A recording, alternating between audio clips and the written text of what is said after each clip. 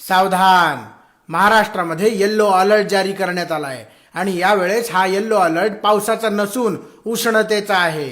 महाराष्ट्रामध्ये येत्या काही दिवसांमध्ये तापमान भयानक पद्धतीने वाढण्याची शक्यता हवामान खात्याद्वारे वर्तवण्यात आली आहे. IMDच्या अंदाजानुसार पुढील 2 ते 3 दिवसामध्ये गुजरात आणि महाराष्ट्रामधील तापमान भयानक पद्धतीने वाढणार आहे.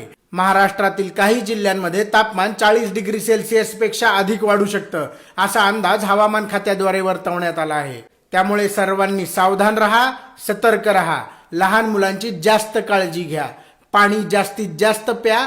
तहान लागली नसेल तरी जबरदस्तीने पाणी प्या. ऊसाचा रस, ताक, फळांचा ज्यूस या सर्व पदार्थांचे जास्तीत जास्त सेवन करा. दुपारी 12 ते 3 या वेळात घराबाहेर किंवा ऑफिसच्या बाहेर पडणे टाळा. उन्हात फिरणे टाळा आणि बाहेर जावंच लागलं तर सोबत पाण्याची बाटली नक्की बाळगा. सावधान राहा, सतर्क राहा आणि स्वतःची काळजी घ्या.